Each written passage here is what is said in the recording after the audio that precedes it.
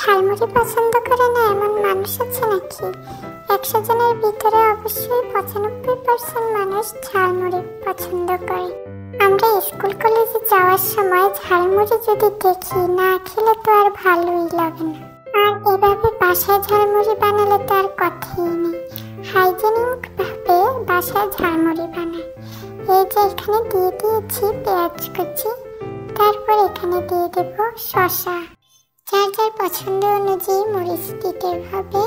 এখানে মরিচ আমি একটু বেশি খাই, তার জন্য এখানে বেশি মরিচ দিয়ে দিয়েছি সরিষার তেল আর বাসায় বানানো ঝালমুড়ির মশলা।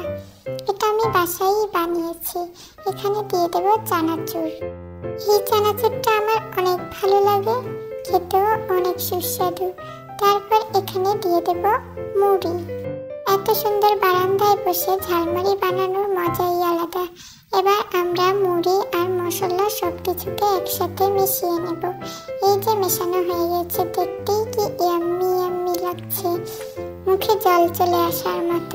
এমন একটা বারান্দার সাথে যদি ঝালমুড়ি হয় তাহলে তো কোনো কথাই নেই। কি সুন্দর খোলামেলা বারান্দায় ঝালমুড়ি বানিয়ে খাওয়ার মজাই আলাদা। ঝালমুড়ির লাভাররা অবশ্যই বাসায় বানিয়ে ঝালমুড়ি খাবেন। এখন আমি ঝালমুড়ি টেস্ট করব। ওয়াও, কি মজা হয়েছে! একবার খেলে বারবার খেতে মন যাচ্ছে। ঝালমুড়ি আমার বরাবরই খুব পছন্দ, কিন্তু এটা একদম ওয়াও হয়েছে। বাসায় একবার এইভাবে ঝালমুড়ি বানিয়ে খেলে আর বাইরের ঝালমুড়িতে মনই বসবে না।